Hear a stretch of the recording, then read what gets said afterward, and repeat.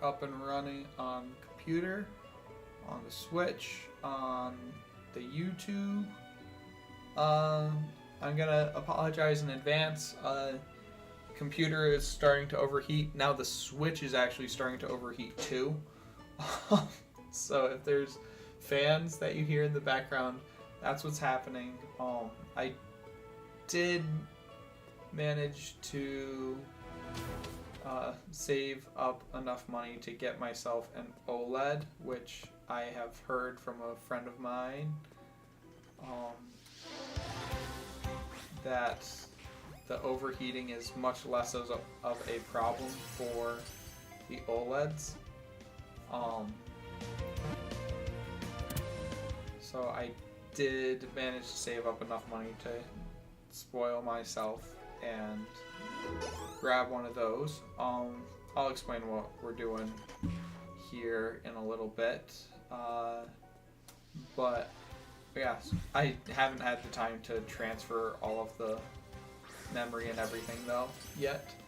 So yeah, welcome back everybody to yet another adventure in our GenLocke challenge, where we are doing a Nuzlocke through all of the generations of games.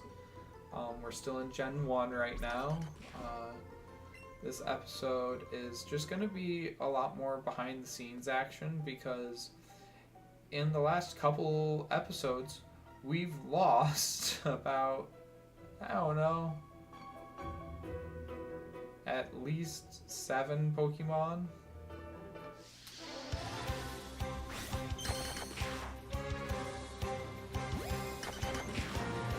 And this is our first shiny. This is our first shiny. And we're using the shiny claws. I said it in the beginning.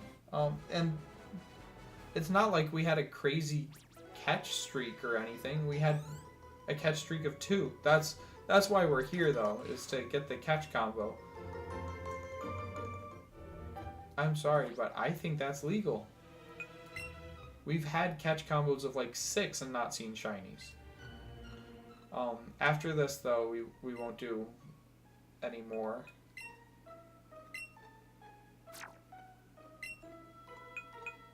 And there's a solid chance we're not even going to use him because he's so low leveled. We're just going to call him Diamond, because he shines bright like a diamond.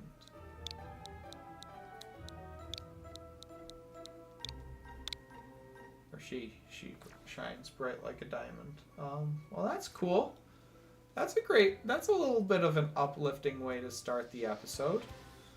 But yeah, so I did a little bit of research into best ways of getting experience. And what I found, one article I found suggested Diglett Cave as the best place for early game experience, because we are still in the early game, because it's Diglett Cave. What you're going to run into are Digletts. So the catch combo is really easy to maintain. They're easy to catch and everything too. So I just stockpiled on Great Balls. Went to Diglett Cave, and we're gonna level some guys up, because as you guys can see, Beetlejuice at least is pretty far behind.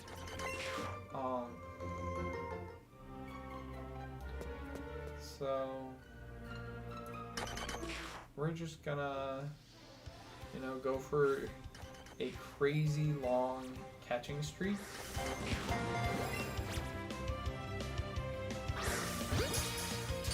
Try to get those great and excellent throws. So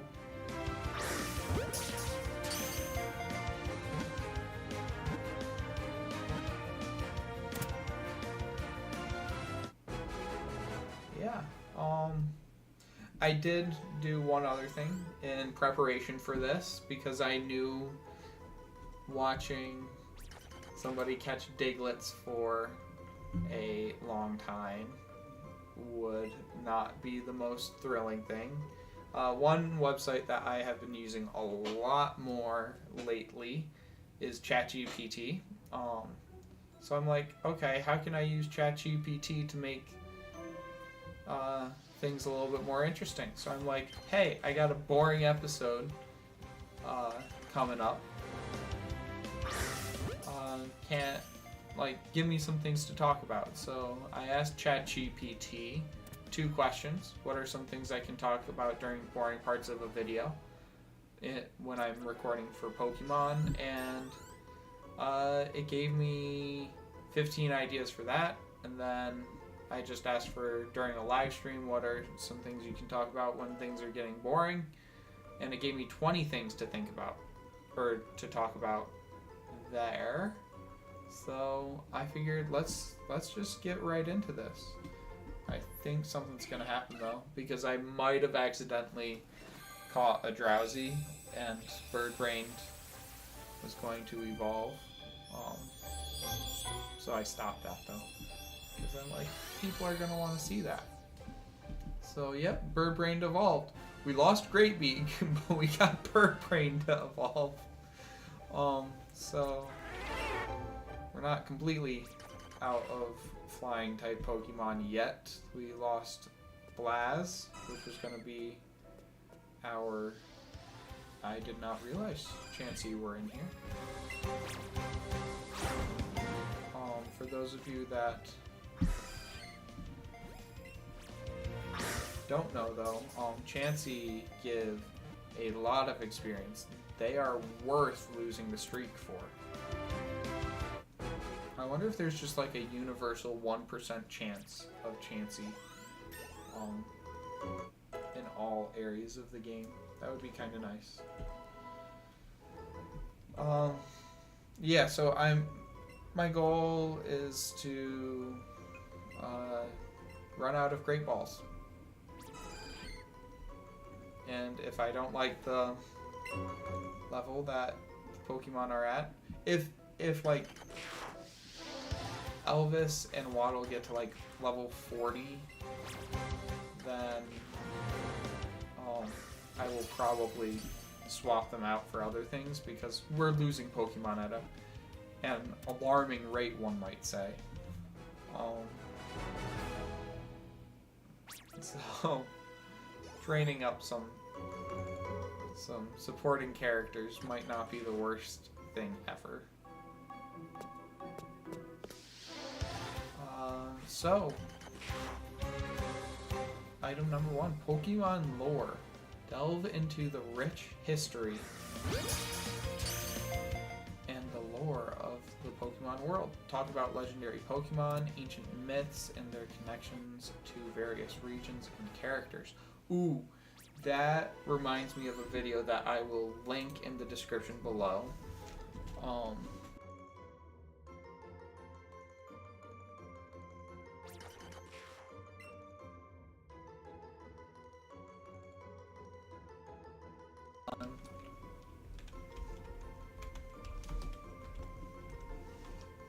Family tree.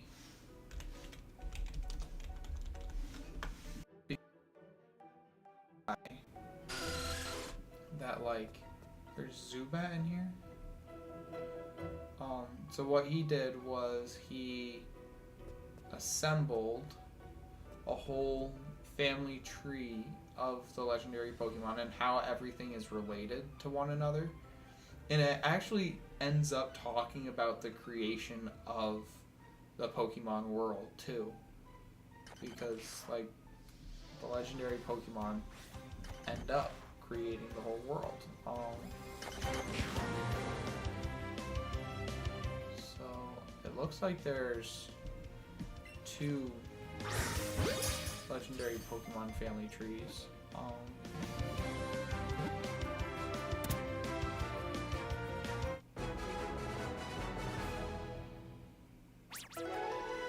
This one has come out more recently though, so Gen 1 through 8. So I will... Oh.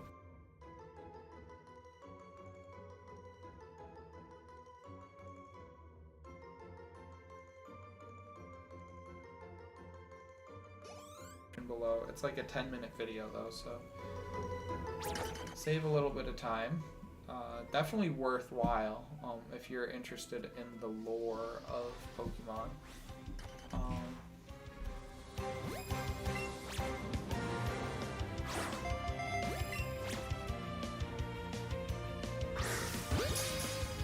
Favorite thing that I'd like to see though eventually someday is a Pokemon game where you can travel across all the different regions. And obviously have the gyms be playable in any order, because we talked about it with Scarlet and Violet. Like they said, you can take on the gyms in any order. It's completely free roam.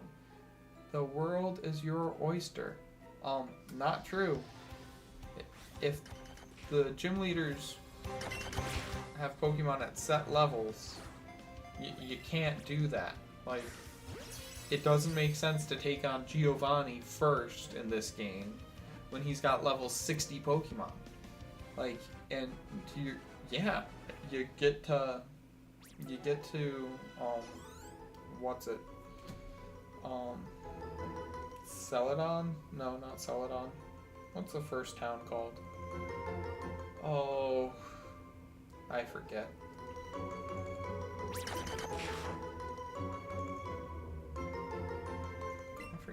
Huh. Forget what the first town is called in... Anywho. Yeah, so I'd love to eventually see the game where, like... And it doesn't seem like it would be that hard to program it either. That, like... Okay, if player has this many gym badges, use this team. If player has this many badges, use this team. So yes, it's a lot of like programming and would take a little bit more memory space, but I think the entire community would be in support of a larger game file.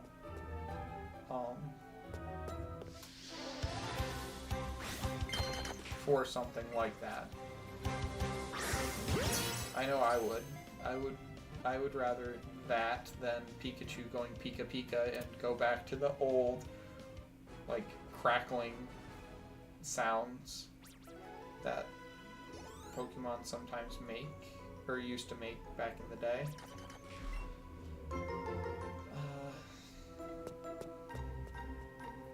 So,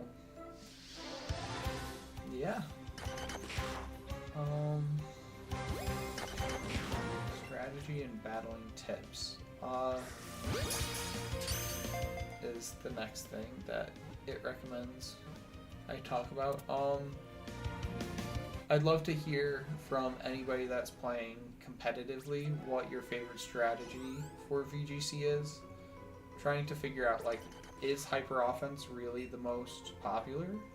Or is it those balanced pivoting teams, like how we had Palafin balance a couple months ago? But I've always tried to make a team that is, or something that I want to be able to do is a stall chip team, where you just chip away at your opponent's health. Very control-y style. Where you're in charge of the pace of the game. So like trapping moves, status conditions. Garganackle is huge for those types of strategies right now because it's just got so much health, so much defense, and Salt Cure, which is great. So I guess one of the teams that I've been working on lately, and I will probably have a video posted by now, about the team that I've been practicing with, because it's still July 30th for me right now. Still July. Still on summer vacation mode. So one thing that I've been working with is a Scizor Berserker team. Because Scizor can, once something is chipped down low enough, Scizor can pretty much knock out anything with a bullet punch. But the question then is, how do you get everything else low enough for Scizor to knock it out? And one combination I've been working with is a Poison Touch Sneasler with Fake Out and Dire Claws. Or Dire Claw. I don't know why I keep making it claws, plural. It's Dire Claw. And Garganackle.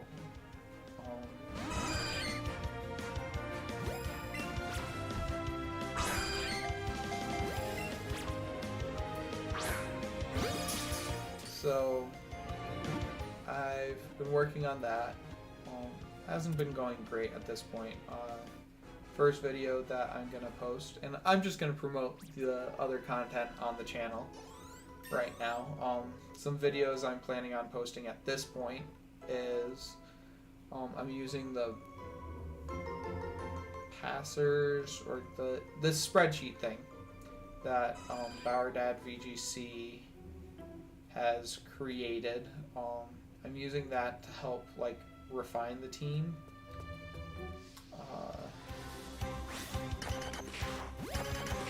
And I can tell you some issues with it right away.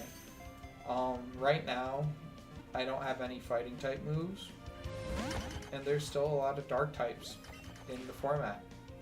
So I just keep wanting to click. Like, close combat would be really nice right now. I don't have it, but it would be really nice. So, so that's one thing that I'm gonna throw onto my Sneasler. I could throw it onto Scizor, but right now I'm running Swords Dance, Bullet Punch, Protect, and Feint. Which Feint has been really, really good and helpful.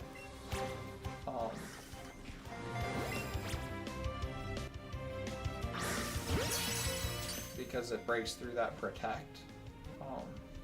And then I can, so one combo I've been having a lot of success with is when Scizor is next to Sneasler, Feint into the Pokemon that's protecting, because usually in the early game it's like one thing setting up, the other thing is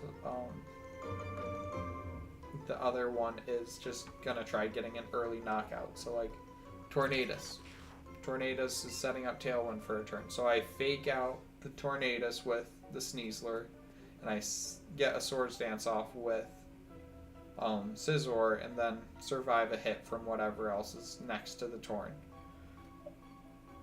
Then turn 2, I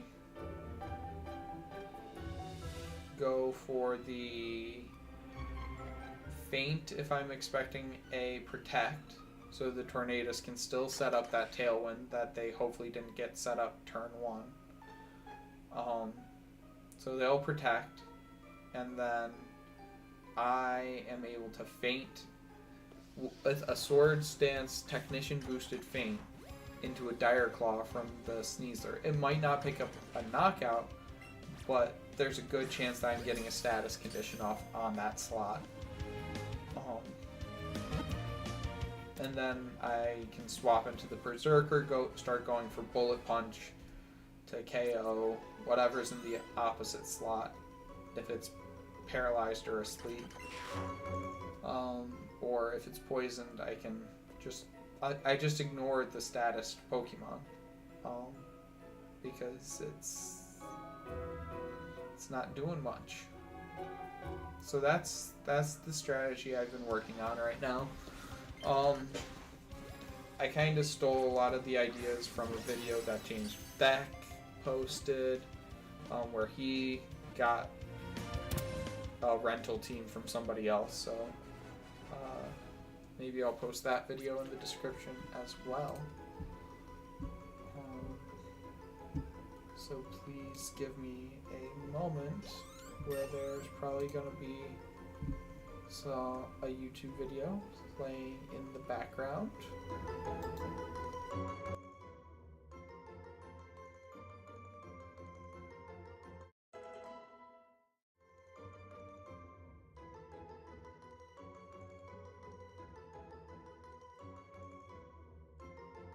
In the description down below too.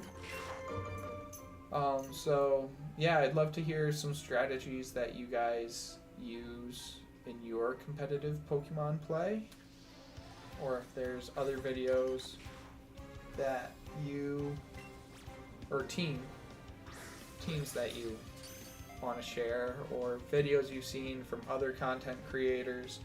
I'd love to hear what has impressed you guys the most lately. And who knows, by the time this video comes out, we could be in Regulation E. And the rules might have changed. Maybe Koraidon and Miraidon are in the format now. And that changes everything.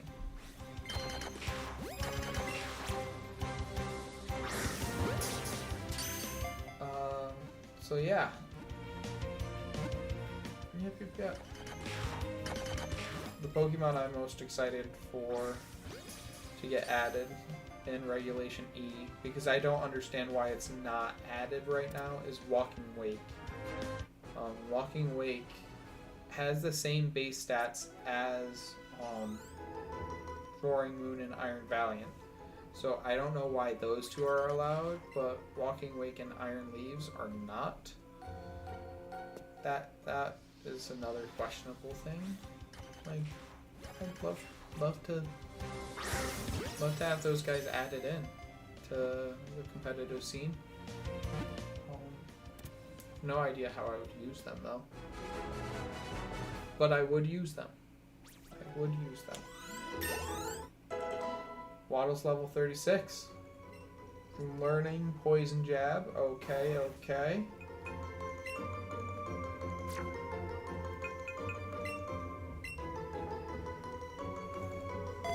And good news, y'all.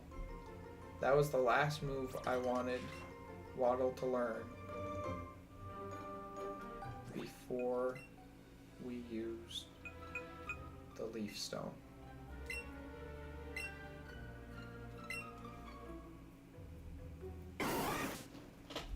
Our little boy is growing up. It's growing up so fast.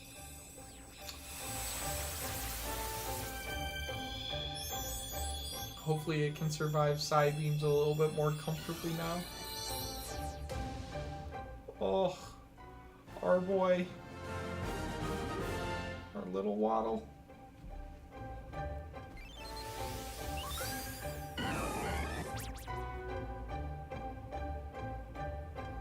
Swallowed whole, the prey is dissolved in a day, bones and all.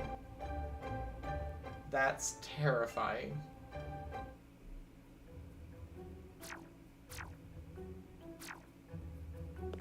It's massive. Look at it. Oh my gosh, it's massive. That's terrifying. Look at how long the stem is. Oh. That's huge. I did not expect it to be that big.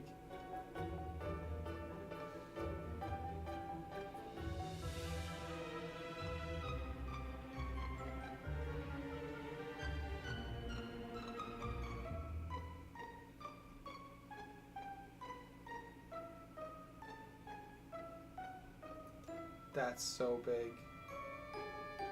That is a big Pokemon right there.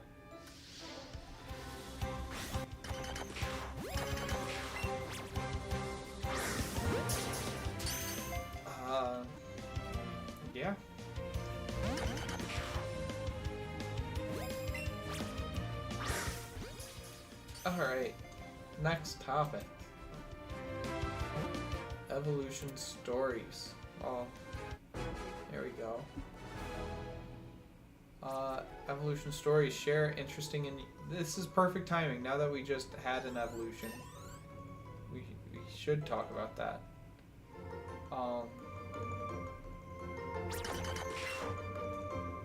So...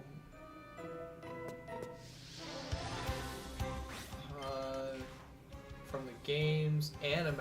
Okay, my favorite evolution in the anime is from one of the seasons that I didn't watch any of that really. I did watch some of the X and Y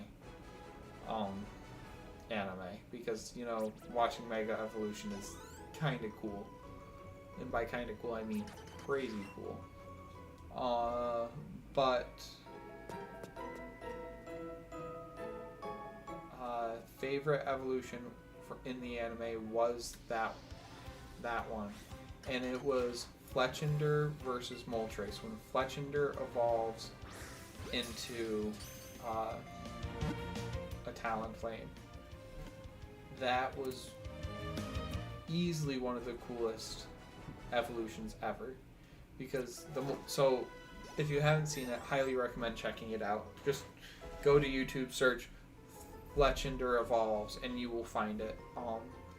So here's what's happening. The Moltres and Fletchinder are going head to head. Moltres knocks the Fletchinder into a wall, and then unleashes a fire blast at Ash and Pikachu. Like, they're standing on a cliff in a volcano, and there's a fire blast flying right towards Ash and Pikachu.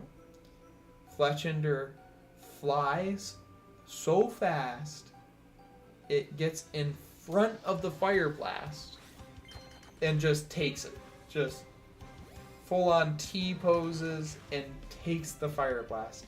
And inside the fire blast evolves. And then starts to take on the Moltres. So, such a cool episode. Or just such a cool evolution. That one definitely sticks out to me as one of the coolest evolutions of all time. I'd say that pretty confidently.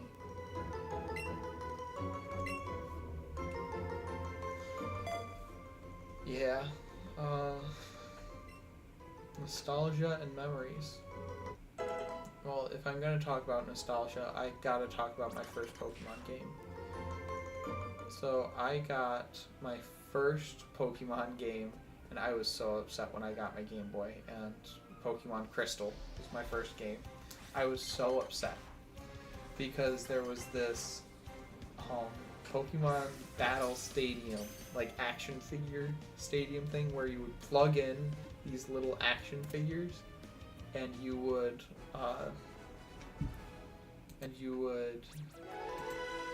be able to see or like have the Pokemon fight each other, the two action figures that you plugged in. It was like, I've looked it up since, and it was originally priced at like $50.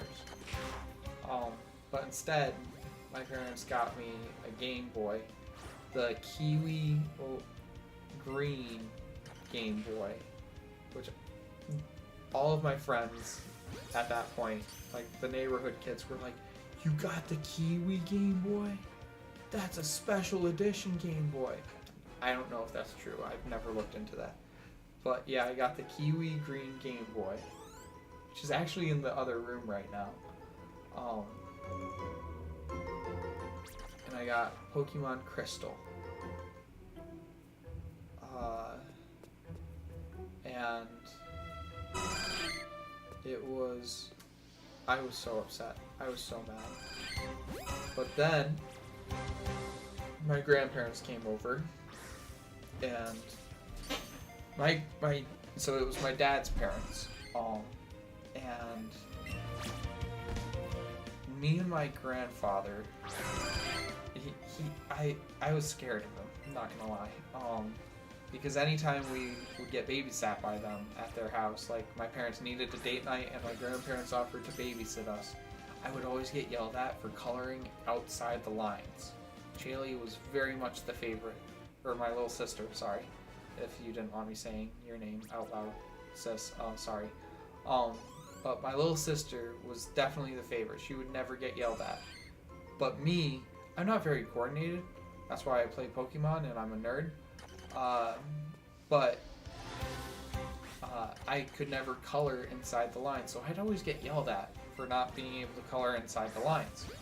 So I was a little scared of my grandpa at that time. But he took me on his lap.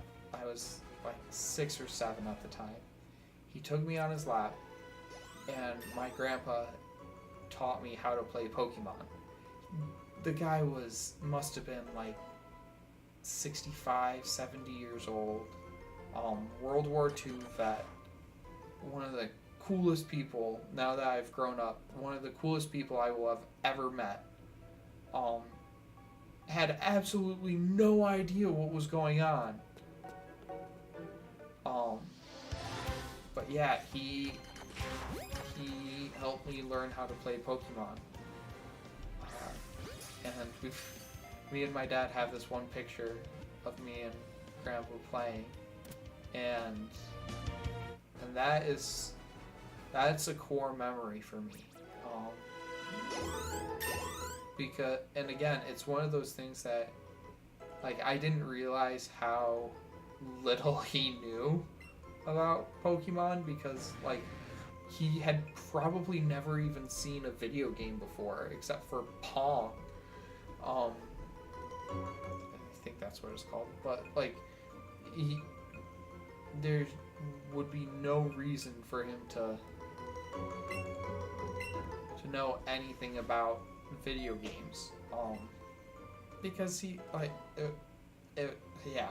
So yeah, he helped me play my first Pokemon game. I think he's one of the, obviously he asked which Pokemon do you want, but he's like, that Cyndaquil thing looks cool.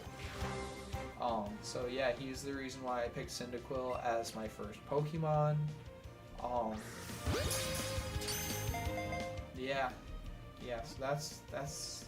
that's where it all began for me, was being really upset that I didn't get what I wanted for Christmas, and then playing Pokemon with my World War II vet grandfather. More stories about him. He played trumpet. He was a trumpeter for his, I guess, battalion in World War II. He would play taps. He'd play Reveille each morning, and then he was also given the honor of playing for a 5-star general.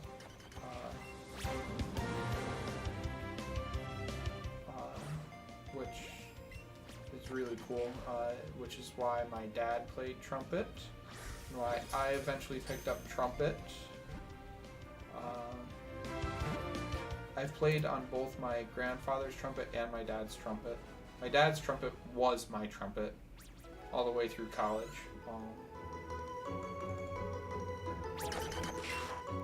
Then, yeah, I gave my grandfather's trumpet back to my dad as a Christmas present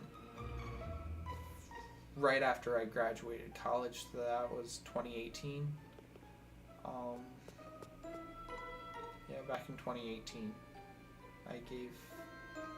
I got a display stand and custom dog tags made for my grandfather, for my dad to display.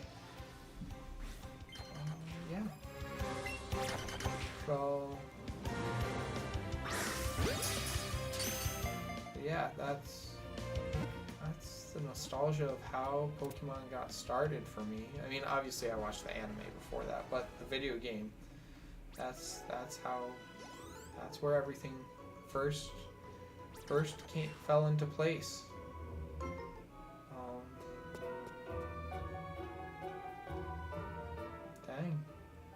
the feels right now. Next topic. Team building challenges. Oh. What's your favorite mono-type team? Actually, the first team I made for an online tournament was I made a steel-type team. Everything was steel-typed. It was right at the tail end of Ultra Sun and Ultra Moon. It might have been like the last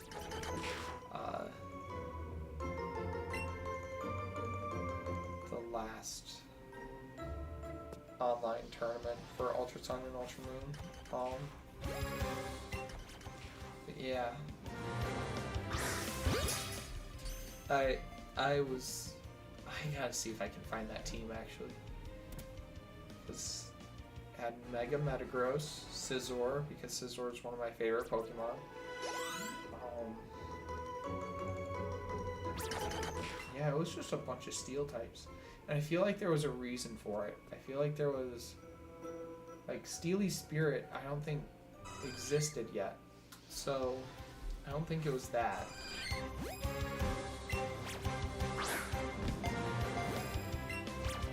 Okay. Bag. I am not dealing with the jumping.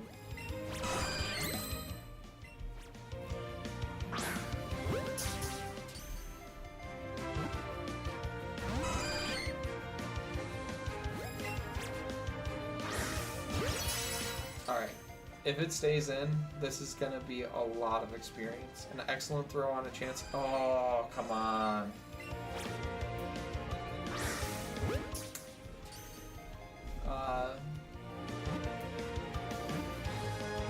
The second team that I built was for an online tournament for Sword and Shield. I spent months getting the team like planned out, strategized, and it was the strategy I talked about earlier in the episode where I really, really like chipping away at my team, or at my opponent's team, and then just trying to outlast and outmaneuver from there. So I had 2 Gigantamax Pokemon. I had Gigantamax, Charizard, and Sandaconda. Because they both had damaging moves.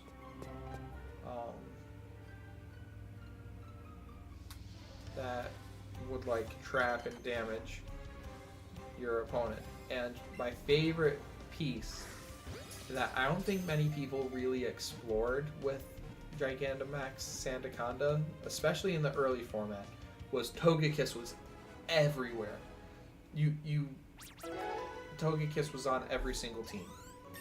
But Sandaconda actually had a good matchup into Togekiss, because what you could do is you can use whatever the Gigantamax name is. I think it was like G-Max Sandblast or something. And what would happen is... Oh, man. Lost the catching streak. But what can you do? If you use the ground-type G-Max Sandblast on the ally Pokemon, the not Togekiss Pokemon, you would still trap the Togekiss with a Sand Tomb. So you could catch a flying-type Pokemon in Sand Tomb, which I thought was so cool.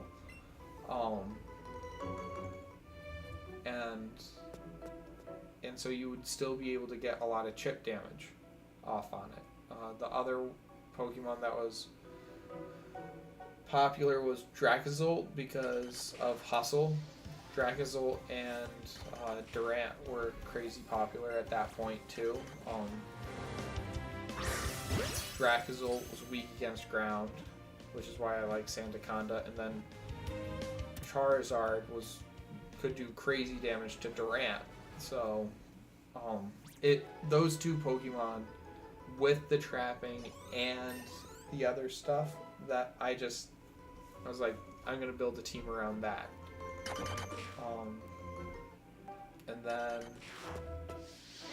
other Pokemon that I featured on that team was, because if you're going to try and use that strategy, obviously you need to outlast your opponent.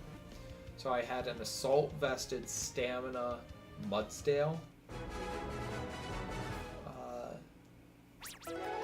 And then on my Gigantamax Charizard, I was running Beat Up. So I could also do the Beat Up stamina boost on the Mudsdale. Here were the pitfalls of that team, though. Charizard gets one shot by rock type moves. And Rhyperior was popular early Sword and Shield days, so I struggled against Rhyperior. Sandaconda couldn't do enough to the Rhyperior. Mudsdale couldn't do enough to the Rhyperior. So Rhyperior kind of just demolished my team. If the Mudsdale did get set up, then the issue was that it couldn't heal. I didn't have any way of healing it. I tried Life Dew on one of the Pokemon, but that didn't heal enough.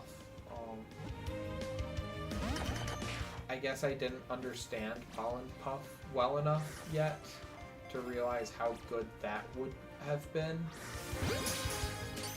So yeah, that would be my biggest regret with that team, is not running something fast with Pollen Puff.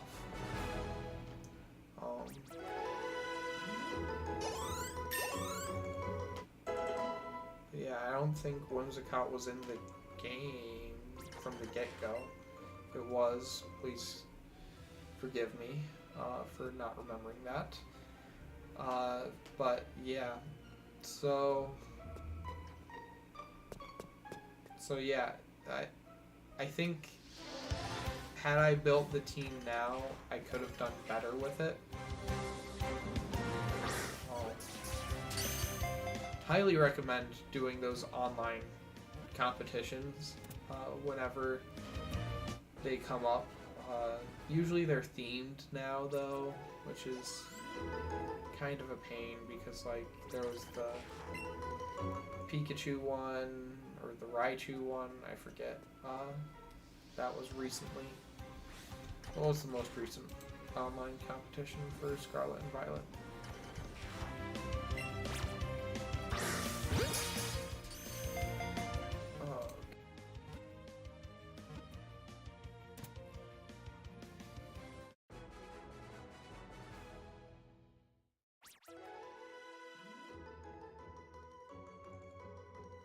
There's been 3 global challenges and the Paldea Prologue. The last global challenge was May 5th to May 7th. So if you ever see any of those global challenges, highly recommend doing them. They're really fun. What you end up doing is you play like 15 battles a day. From Friday, Saturday, and Sunday, essentially. But it's UTC, so it depends on your time zone when you get to play. But highly recommend doing those. They're a lot of fun. They're an excuse to just stay at home and play Pokemon for a whole weekend for free at home. Like it was a great way to warm up before a regional, or like get used to the fatigue of playing Pokemon, a lot of Pokemon for many hours in a single day. That's my perspective. So I mean, I know you can do that with anything, but it's just different when it's like got the word competition attached to it. So yeah, really recommend doing those.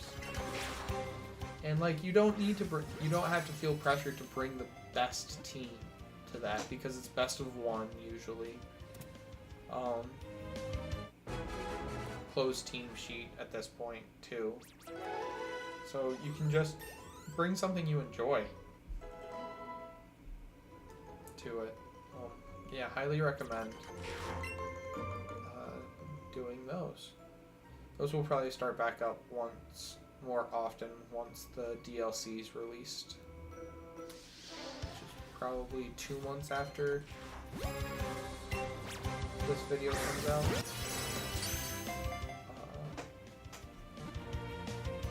Yeah. Yeah. While I'm on this site, let's just take a quick peek at Walking Wake, because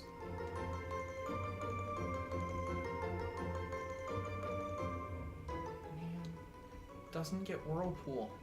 Again, I just want to figure out a strategy that will, you know, let me chip and switch.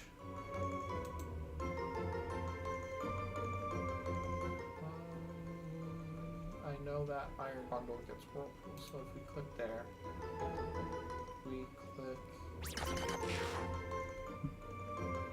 here. We are starting to run low on Great Balls, though.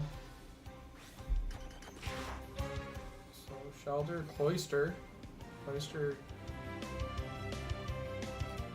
can learn it. So that's one of the most defensive Pokemon. Alomaloa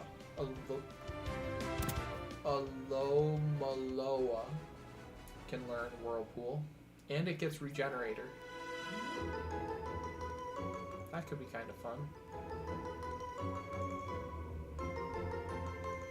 Floatzel's got the speed. Gyarados learns Whirlpool at level 4.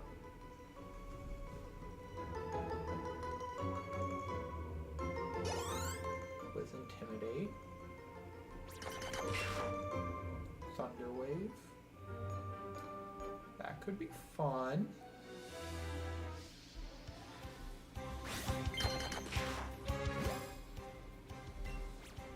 Yeah, one of the most helpful Pokemon at NAIC for me was Murkrow with Thunder Wave.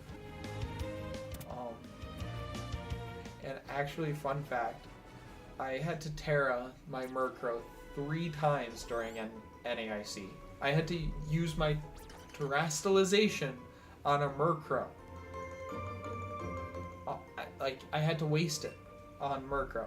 But all 3 games that I did that, I ended up winning. So yeah, that was kind of fun. Not gonna lie. So the single set of best of 3. Turn 1, game 1, I got destroyed because they used Fake Out on my Murkrow and I couldn't set up Tailwind. And then they knocked out my Murkrow after that, so I couldn't set up Sunny Day. Like everything about it just went haywire. Stay in the ball. Give me an excellent Chansey catch. Dang.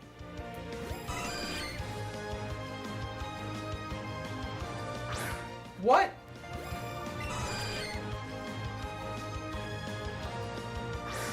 But yeah, I had Terra Ghost on my Murkrow, so the next 2 games I Terra Ghost, so I was immune to Fake Out.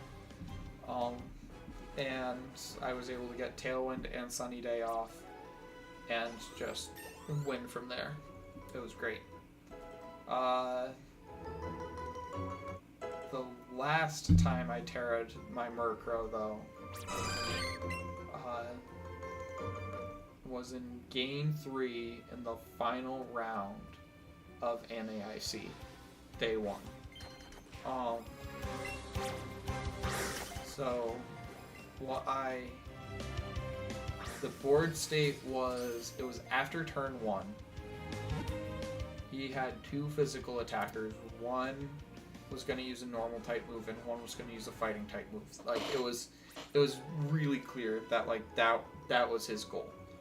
I think I was just about to eat a close combat with my Murkrow.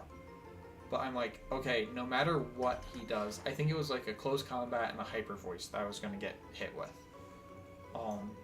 And it was going to take out my Murkrow. I'm like, wait, those are both things that Ghost is immune to. So, and he pulled off the count. I won game 1. Game 2, he won by doing exactly that. He did the close combat hyper voice and just wrecked my team from there. So game 3, I'm like, okay, he hasn't seen me Terra my Murkrow yet. Terra was really important on my other Pokemon for the other 2 matches. But I'm like, I'm going to prioritize the Murkrow this time, so I can just start Thunder Waving everything. So I Terra'd my Murkrow, Thunder Waved his entire team because Murkrow was immune to the fighting and normal type moves that were on the field at that moment. So he starts pivoting, but I was able to predict the pivots, so I was able to just Thunder Wave everything as they were coming in, and he was just like, I'm slower, I'm only landing attacks every so often because I get fully parried. It was like, I did not have a great NAIC experience. If you look me up on NAIC, these results, you're not going to see greatest things, but that being my final game of NAIC was so incredibly satisfying. I just was like, okay, I think I can keep doing this, and I can figure out how to make this work. So, yeah. Wow, I've been talking a lot. Yeah, we've been going for almost an hour. Just catching Diglets. But I think this needed to happen because we were that far behind.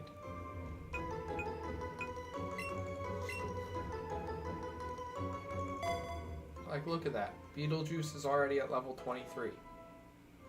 This is nowhere near as much experience as I thought we were going to get. Not gonna lie. So, we might be doing another one of these episodes.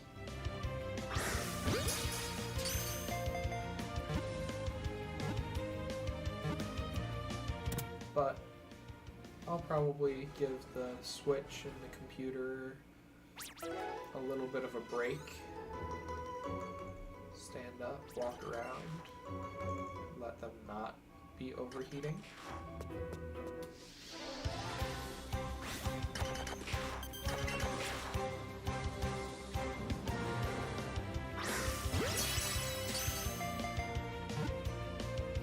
For a little bit.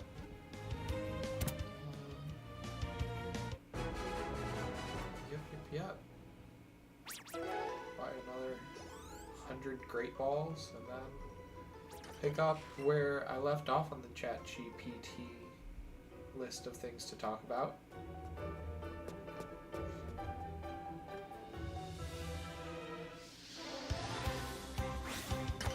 So again, friendly reminder of comments to leave down below. Is there a strategy you like to use when you're playing Pokemon competitively? Check out the 2 videos that I'm going to have linked down below as well.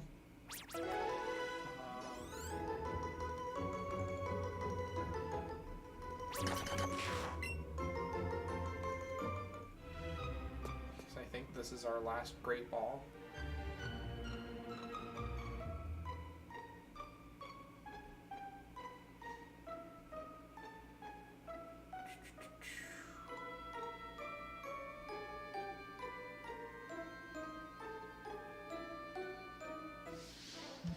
So,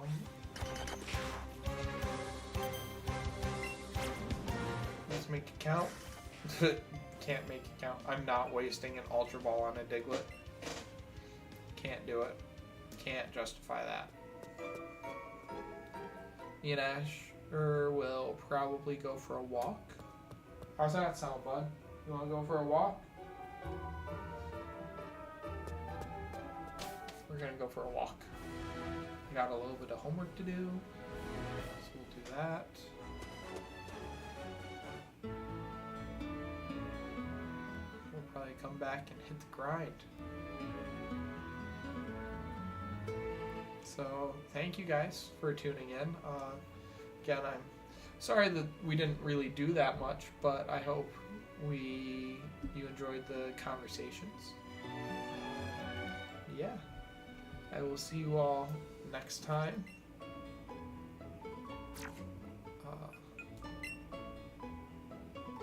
And we're getting there. We are getting back to full strength, slowly but surely. So, thank you for tuning in. I do think we're going to need to do one more round of this. Not going to lie. So, yeah. Take it easy. Peace. Thanks for tuning in. And I will, both of us, thank you for coming by, Ash, and helping with the sign-off. We're going to go for a walk. Take it easy. Peace out.